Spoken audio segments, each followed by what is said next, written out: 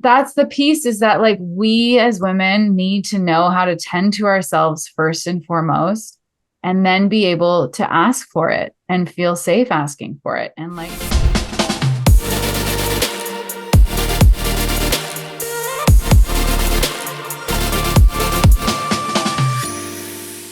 I'm so excited for this next guest. Please welcome Katie O'Connor. Katie is a facilitator and guide serving the divine intelligence of the body. She is in service to love through her connection to the feminine, the energy of truth that is accessed through the womb of a woman. She holds a deep commitment to energetic union, both internally and between men and women. Relationships have been her greatest teacher, and she has once sat in a place of codependency, entitlement, and self-righteousness with men, and has spent the last 2 years on a very humble journey of self-inquiry, responsibility, embodiment, and opening her heart to love in a much bigger way. In her work, she guides her clients through the embodied movement experiences that open up channels of communication between the mind and the body, and has guided hundreds of sessions that have allowed people to access the very truth they needed to hear at that moment. That alongside pattern work, she supports men and women in navigating their relationships from a place of honest self-expression. Welcome, Katie. All right. So I'm super excited to have you here on the show, Katie. Maybe what I'll do is I'll just say how I first found you, because you had created a post and it got shared by somebody else that I follow. And I just started binging all your content. But I have the post right here, and I think it's really profound. And so I'm just going to get into it. Let me go. When a man reveals the vulnerable truth of his heart, it becomes almost impossible to project onto him. When we realize this, we begin to see why many women are unwilling to witness it. It takes away the object of their blame. And then it goes on further to say, in a world where everyone is wanting men to step up, it's becoming increasingly hard for men to share the truths of their fears, desires, and hurts. Women are so hungry for the tenderness of a man, yet very rarely do I see a woman able to hold the sensation of witnessing and holding a man when he is not strong. Women are hungry for their humanity, yet most bite the moment he falters or drops the ball, aka is a human. And so this post, I'm going to link the post too in the show notes. It really just set me off on this spiral, because I myself have been in this personal development journey for my humaning moments for over a decade. And for the last several years, it's gone deeper in my integration. And I found myself to ask this question, to ask, if we are empowering the women, I consider myself an empowerment coach to women, then who is empowering the men? And so when I saw this post, I was like, ooh, because I myself am to blame for projecting onto my husband and, wanting him to rise up, but it's not fast enough. And the minute that he, because we know men come with their own conditioning, right? You can be angry or that's it. Mm. And so I've just been really literally just binging all your content, because I'm like, I just want to be a better human and be able to witness him. And yeah, let's go there. Tell me the goods. This is incredible. This is so great. And I'm so glad you found me on that post. And I think for me personally in my journey, I really think that share almost marks a kind of before and after, because it represents a place for me where I have felt as a woman how deeply in my body that is actually necessary for us to have what it is we deeply desire from men. And, the past probably almost 2 years now, I've been on a very humbling journey. I was in a 4.5-year relationship with a man who struggled with addiction, with alcohol and weed.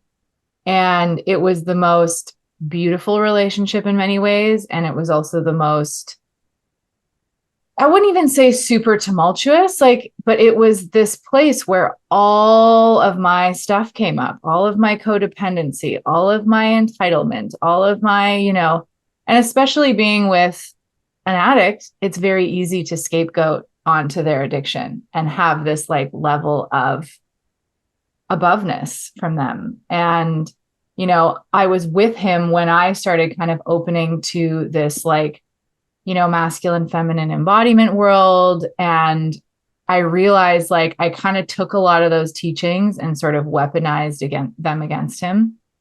Mm. And, of course, all it did was reinforce the exact dynamic that was not working with us. It reinforced the exact beliefs he had about not being good enough. And I realized I was holding these two truths of he is the only man who could possibly meet me. And yet I don't believe that he could meet me. And I'm Mm. holding those at the same time. And as a woman, like what kind of environment is that creating for our relationship? And it was tough. And, it has taken being out of that relationship and actually like feeling so much more true, real love for him from this place, because every place where I projected or blamed or had some type of idea of something, I started to see my own participation in it and Mm. how that was like an exact match for me at the time. And that has been kind of the catalyst in this journey for me in really softening my heart to men, which I think is something that our world really needs right now. Yes. Wow, thank you for sharing like the back end story of like how you got here. You said some really potent things that I can really resonate with, where we're taking the teachings and we're integrating them. I know for myself that I've been doing this, but I love how you worded it about weaponizing, because I myself have found myself in this place where I will weaponize. It's like this shadow, and I don't realize, obviously, we don't always see it as it's happening, and we can justify anything. And on the same truth, like how you say you hold two different truths, how it's easy for me to also gaslight myself in certain, or like contort myself. I realize like I do a lot of emotional monitoring and like based on our attachment style. So he's more avoidant, dismissive, and I'm more fearful, attached, right? And so I'm seeing like as we're doing this work, I'm seeing like, wow, all the roles that I've played. And I agree with you. I think it is so powerful that you're putting this medicine out into the world and that we ask these different questions, and where do we go from here? Mm-hmm. Mm-hmm. And I think one of the big things is that, I mean, that was our dynamic attachment style wise as well. And all of this modulation and this management that we do from the anxious side is based in this like deep fear of loss, this deep fear of this connection disappearing in the way that it is. Mm. And one of the things is like being able to actually see the man in front of you, in front of us, through like the truth of who he is, not who we see his potential to be. And this is where that like potential thing really comes. Can I swear on here? Do we have to? Can Yes, I? for sure. Go for it. I Yes. definitely have a potty mouth. Me Like too. it comes to, like fuck us up, because Yes. like potential is just fantasy. Honestly, it may be a possibility. And we have really, women have beautiful sight. And I really believe that we can see an entire trajectory for someone and we can feel the truth of who they are in the depths of who they are. But most of the time we will see that and then create something from it and not be able to meet the man in front of us, which means we're not actually loving the man in front of us. We're loving our idea of him. Wow. That is so profound. Like this, I know that one of my patterns is to like the fantasy world of like what it could be and how it could look. And I could put so much energy into that. And then I have to pull away to be like, okay. And I love how you put it. Like, we're not here in this moment, facing this moment. I'm off in some other world.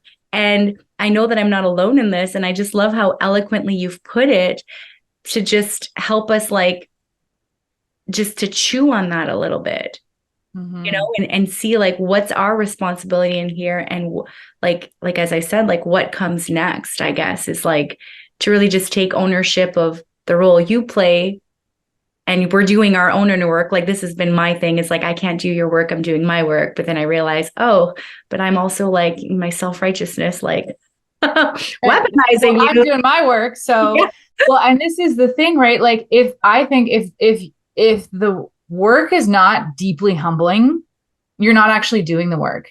And this is another post I shared that I think before you found this one, which was that, oh, what was it? It was a zinger, but it was really about like, there are many women who like we think like, oh, there are more women doing the work. And what I actually think is there are more women who are finding egoic validation for their mental acuity and skills and interpersonal skills and using that to feel good about themselves, but they're not actually doing the work. Because if you don't feel like you're fucking dying half the time, you're not doing the work.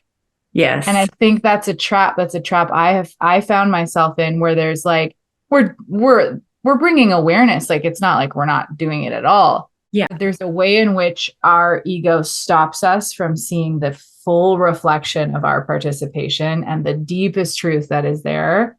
Yeah. You don't want to. And then there's that sense of entitlement.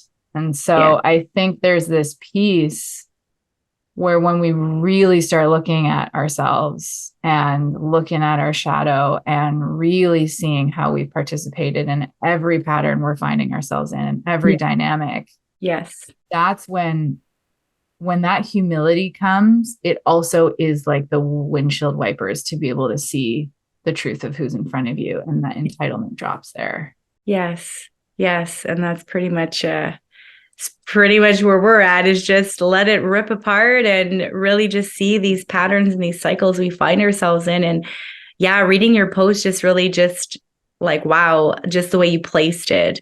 And so, and I do agree that there was a lot of us that are saying we're doing our work, but we're not. A lot of us are walking around wounded and still harming. It's not helpful. It's more harm because we're not really embodied in what it is we're doing, right? Can you speak more to that piece? Because I think that would be really profound. Like how does somebody know that they're doing the work? I know you said like feeling like they're dying. Yeah. Which literally the last 2 years of my life have just been like, what is happening? Ego death layer after. Yeah. Well, the biggest thing I would say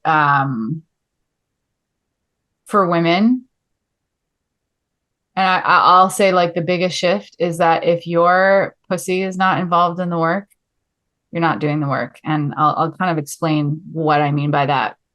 Because I think there's two ways that we can learn things: through the mind, which women have fantastic brains and minds. Like like it is actually like a real, like the number of women who are brilliant and can see patterns and can like learn this and that.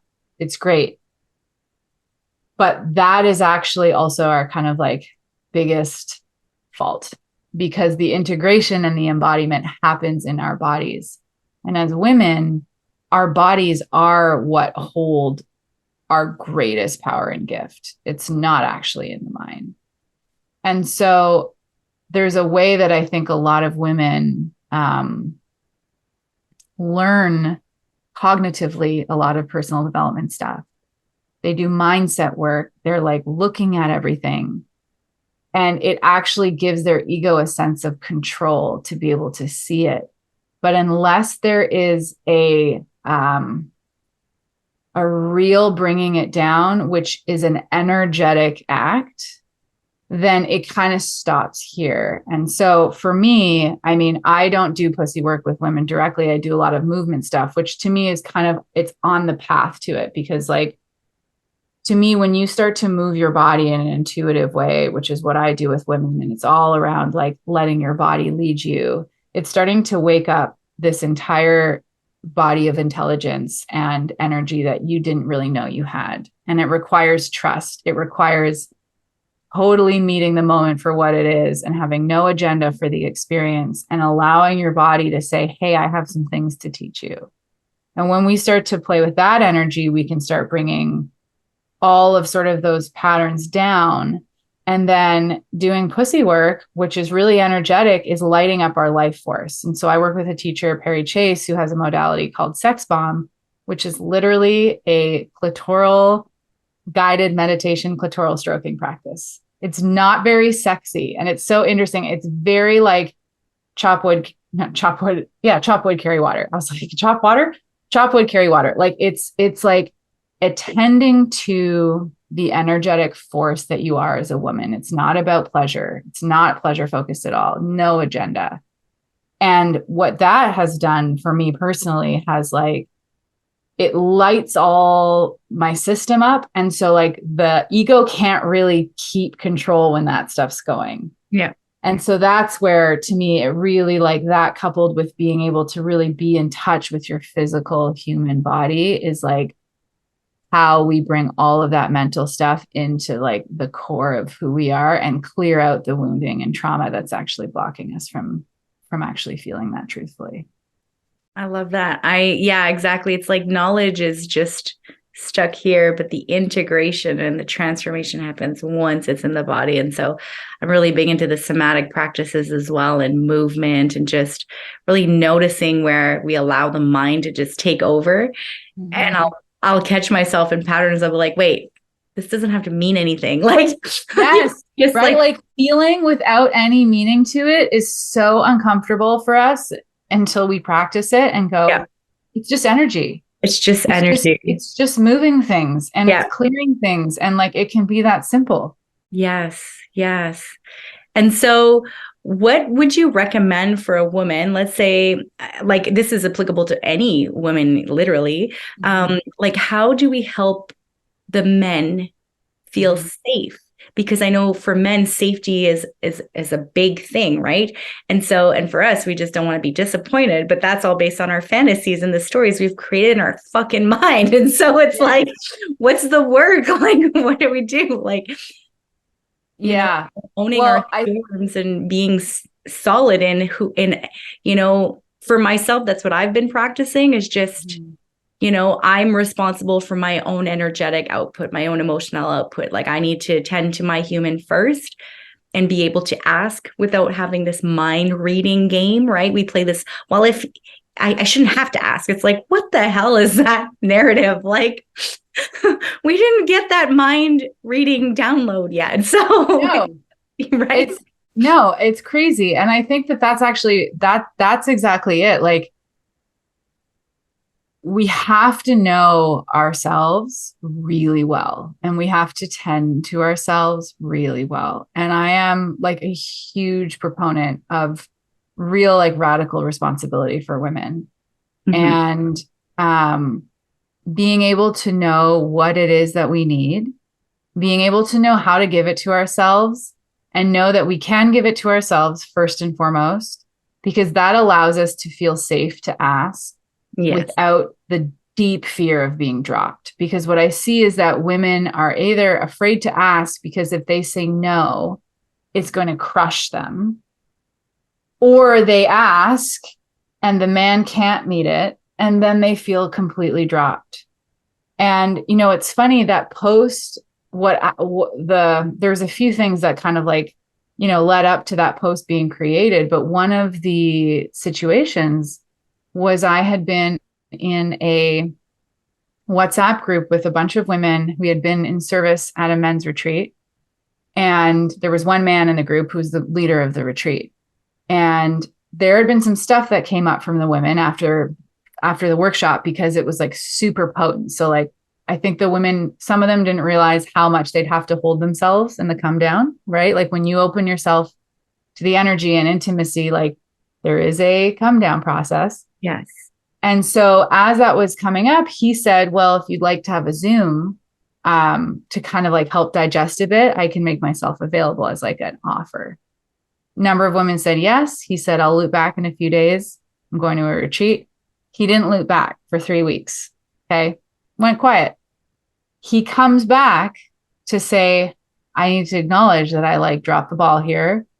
Some things were going on, I'm sorry. If it's still desired, I'm here. And some of those women came in with like a slice of like, just, you said this, I waited. And it was just this like energy that I really got like protective of him at kind of this like collective level of like, my gosh, first of all, no one followed up. No one said, hey, just checking in, you said a few days and we haven't heard from you. And I could see the way that that was such a collective pattern for women, was to not come in and lean in and take a little bit of responsibility, and then to wait until he was sorry before the jab. And it's such a thing we do. It's like the guy is coming in like, I'm sorry, I'm like down here. And then we come in just to like cut their balls completely right? off. Like, yeah, cut them right off. And that's the piece, is that like we as women need to know how to tend to ourselves first and foremost, and then be able to ask for it and feel safe asking for it. And like, I'm engaging with a new man right now, and there's so many times where I'm like, you know what I would really love tonight is some connection, like video chat, this, that, like, because I can tell I want some grounding. I want this. It is so easy for me to just tell him what I need. And that did not used to be me at all. I used to try all these sideways ways. And I think so many women do it, where we try and hook them in or get something, like we manipulate them around to kind of meet us. And it's like, you can just ask. yes. Yeah.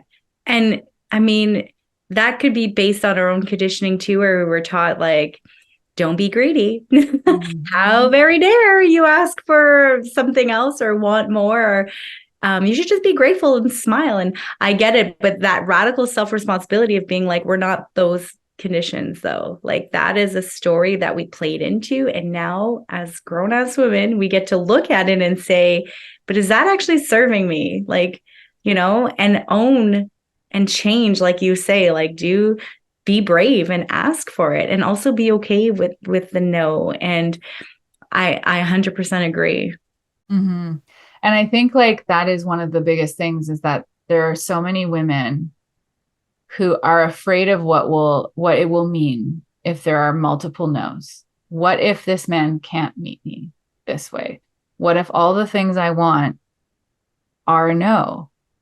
Well, you're going to have to do something about it. That is what a grown-ass woman does. It's Yeah. like, you've got to either leave or make, like, and Yeah. I think that there is this element of not wanting to rock the boat of from what we have chosen, or this like almost like this glass castle we've built.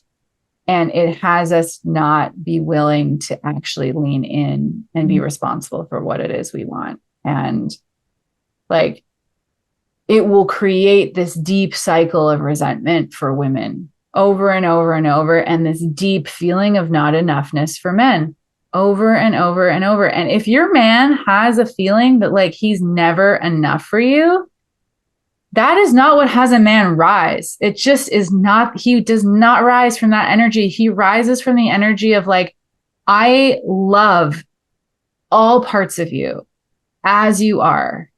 I love you deeply. And this is what I would like. Two things can exist at the same time. Yes. So powerful. It's like, I like how you put it, this glass house. It's true. And we'll use all this energy, like sidestepping, right? And then just fueling this resentment. And when I read your post, it just really made me reflect on like, wow, how often I've made my partner not feel enough. And either consciously or subconsciously. And it's just like, wow, who else in my life, other males, have I done this to, right? It's just this conditioning that I was stuck in without seeing it, right? We didn't have the best role models. Let's be honest. We didn't talk about emotional intelligence. We didn't talk about radical responsibility, right? With growing up, at least I didn't. And I know a lot of us didn't. And it served its purpose, right? We were meant to just work. Like, you don't look at anything, shove it under the rug. It doesn't matter if it stinks, put potpourri and look somewhere else, right? Yeah. But now we're coming into this awareness and this awakening, and we're being called to rise. And so doing this work is going to heal. Like, right? It has so much, like you said, the medicine is the potential to heal, but you have to own the role you play.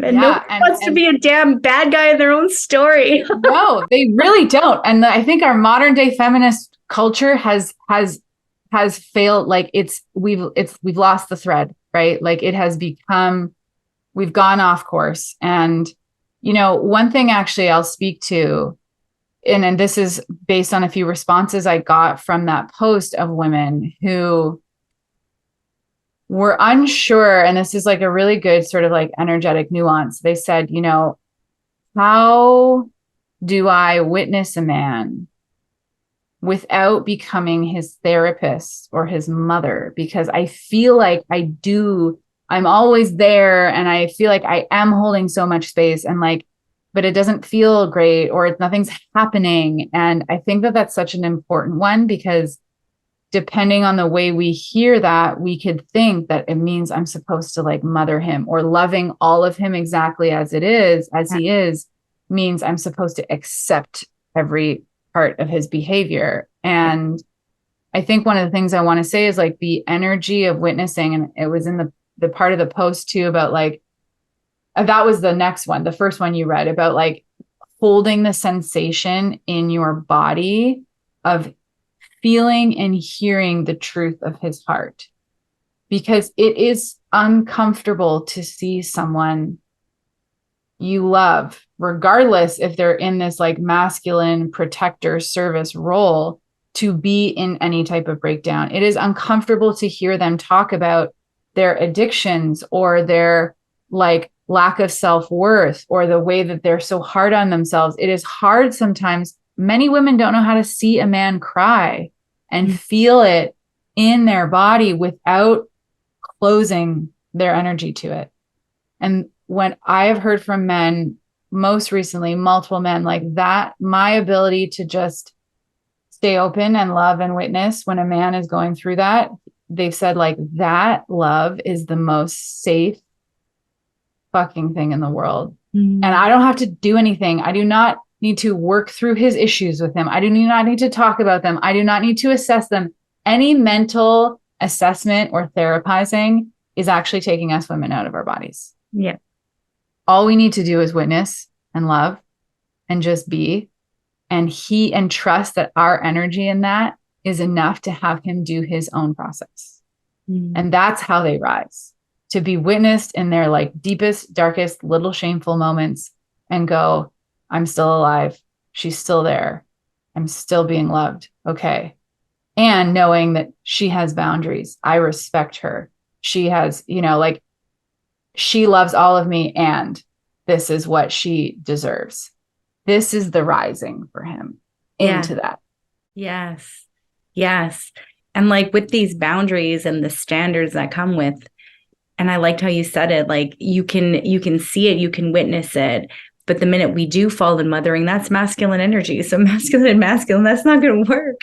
And like, no, you can't be intimate with somebody if you're constantly like therapizing, like you said, like, right? Oh my gosh, we can't never like have sex ever again. No, it's just like, that's not going to work. But yeah, just being able to hold it in our body. And I think the practice comes perhaps from trying it with our partners, but also like amongst our peers, our friends, like we're able to hold space with our girlfriends. So like, why does the energy feel so different with a man? Is it because of this conditioned perspective we have of like, you're supposed to be solid, like you're my quote unquote rock? Is this what challenges our beliefs and shakes our foundation? It's a really good question, because I think it's funny because there's ways in which I think I've been really blessed to not be super conditioned to certain ways to men. So like from personal experience, I have not ever really held men in that light. Like I have, you know, a dad who cries. So like I have a brother who's the most sensitive human in the world. So I have been really blessed to be exposed to it. So I think that obviously also makes me more naturally inclined and comfortable. But when I see like what I hear from men who have like, there have been men who have said, you know, I falter or I do break down or I do expose myself. And she closes and she can't handle it. And I do think that comes from likely this also already built up resentment from her of hoping, wishing he was different. And the fact that it's like, I keep holding this fantasy of you to be someone, And now you're really slicing through that illusion in this breakdown. And I can't handle that. I can't, I can't do it. And which I hear is that that is a result of a lack of boundaries from the woman too, because she like, we also have to know what we're available for and not. Mm-hmm. And so if we're already at that point, that means we haven't actually tended to ourselves enough prior. So that coupled with this conditioning of men, and I think men also put that on themselves a lot of like, I need to be a good Yeah. man. I need to be have it together, you know, and yeah. Yeah. Such a powerful, anyways, I'm so happy that I found your page, and I'm just like, maybe now would be such a great time to tell the people where they can find you, connect with you. Because yeah, I've just been every post you put, I'm like, oh yeah, that kind of, yeah, that stings, but also I need it, or it blows my mind like it in a whole other capacity of like, wow, like I never considered it like this. I never thought of it like that, It's really great. Thank you. And I actually want to say first, just to your like credit, right? I think that is also a credit to your receptivity and your softening because um, to hear a nugget of truth and let it kind of like ping pong through you and go, oh, but like open to it, that is the work for us women. And there's a lot of women who are not ready to do that and who will not be able to receive certain things. And that's just where they're at. And it's beautiful. But just like how receptive you were and how responsible you were to go, hell yeah, like Yeah, that hit me. And I'm looking at it. I'm like, yeah, yes, yeah, woman. yes, yes. This is What's the on the work. other side is so much better. Like when it's, it's painful and uncomfortable to get worked by something, but like the way that it opens us to Mm, more love and what we really desire is it's like profound. yeah, So yeah. yes. Yeah. So the best place to like get in touch and to be in my like magic is Instagram for sure. So it's just Katie L. O'Connor, and I'm sure it'll go in the show notes and stuff. But finding me on Instagram is like the best place where you'll get most of my writing. You can also sign up for my newsletter, which I haven't been emailing a lot lately, but things have been gearing up a lot. So there's probably going to be stuff coming. And then to get a feel for sort of my essence and kind of the more medicine of mine, I have a large repertoire of free guided meditations on the app Insight Timer. So if anyone has explored that app, even if it's not for me, that app is amazing. There are like thousands and thousands of meditations on there. I have been channeling meditations on there since 2019. And it actually started, my first meditation on there was one that I recorded for my ex partner who was going through a really rough time. Mm, And I knew that I couldn't do anything to help him. I knew that he was in his process, and I heard just channel him in meditation. And so I did. I sent it to him. He never listened to it because he couldn't. It was too emotional. But I thought, I'm just going to throw this on Insight Timer and see. And within like 3 days, when I was expecting 8 to 10 weeks at that time it was taking to get approved, within 3 days, I had like 280 listens. People were like from all over the country crying. This was so healing for me. It's like an inner child meditation. And that one has been my highest rated, still to this day, meditation on there. And the most profound reviews of like Russia and wow. all over the world. And it was such a perfect example of like just true divine love channeling where it needed to go. And I still don't think he's ever listened to it, but it was the start of me like bringing my work through in that medium, and so fucking grateful for him. So there's a lot on there. And there's also a few courses for people who are premium members. You can do some courses. There's a embodied decision making course, which is like one of my favorites. Helps you actually like use your body and your mind to work through large choices and decisions, and releasing attachment, and a body love one. So people can access those at any point and kind of get a feel for me and enjoy some of my work. I love that. I'm going to check that out. And so, like, with your ex-partner, are you guys still in each other's lives, or, and you don't have to answer this question either. We can cut it out. No, it's a totally valid question. We're not. I have not spoken to him in probably 8 months or 9 months now. We are in on like good terms. We've had a few conversations, but there was a lot of addictive patterning for me from him. So, his addiction was alcohol and weed. Mine was codependency and control. And so I really had to see that, like, I mean, that was one of the most humbling things too, of like, you're dating an addict, you are an addict. It's a different drug.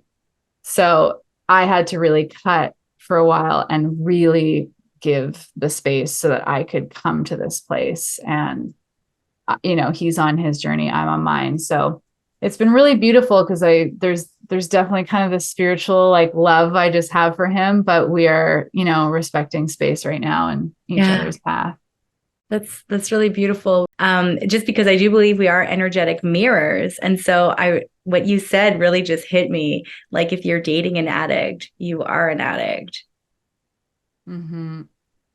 Yeah, that's a post that I haven't posted yet. That was one that came through like a year ago, and I was like, not ready to hold that. But that was a big one. It's like because you are an ecosystem and you are working together, and so addictive energy is addictive energy, and to me, it's like you're either in creation energy or an addiction. It's and if someone is an addiction and you are fitting very well with them in many ways, pretty good sign that there is an addictive element to what you're playing out with them too.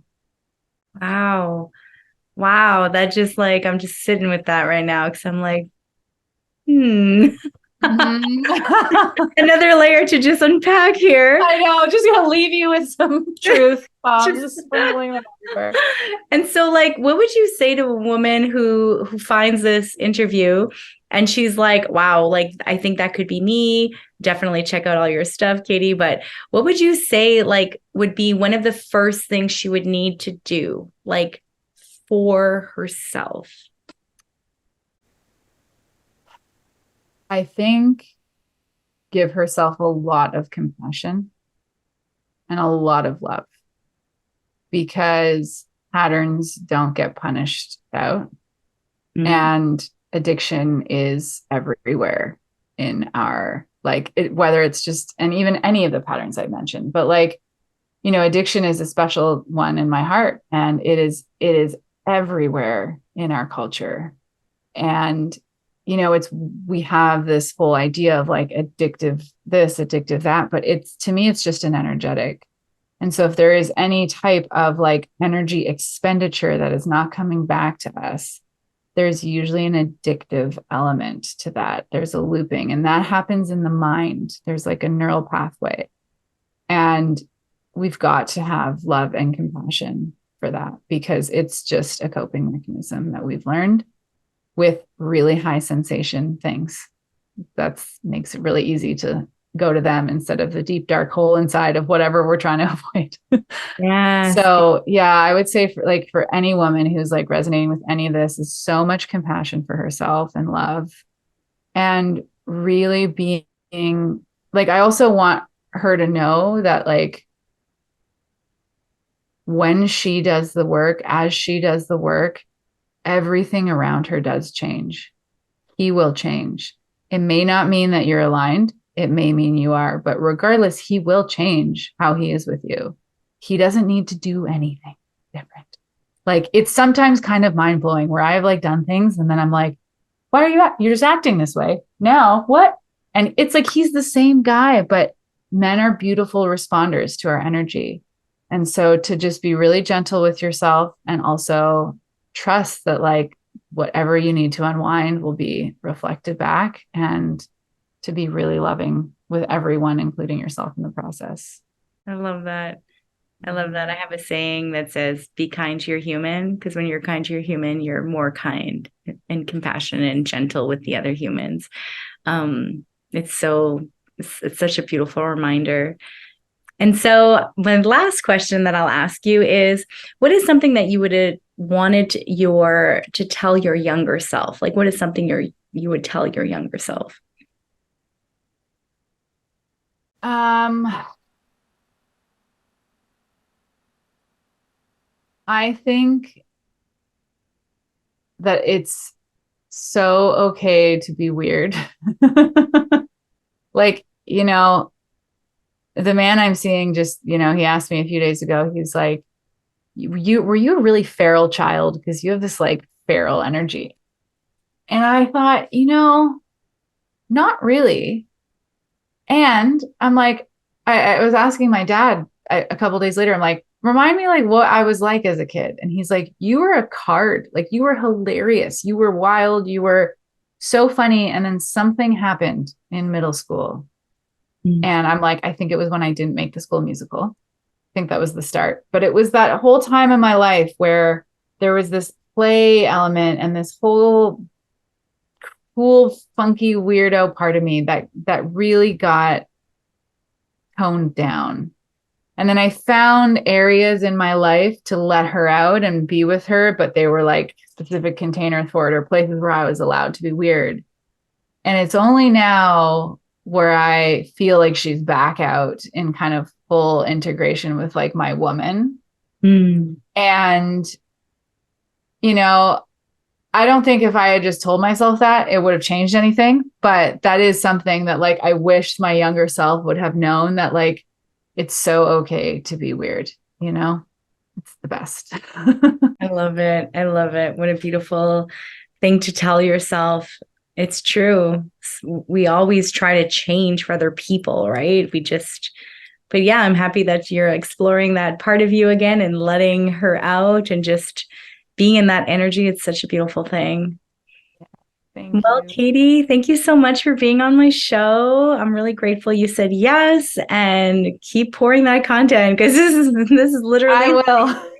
The well is open. So like I'm like sometimes I'm like, oh, it's not stopping anytime soon, I don't think. So thank you for just like being so receptive and inviting me on and amplifying this medicine and my frequency. And yeah, it's also been really nice to connect with you. amazing.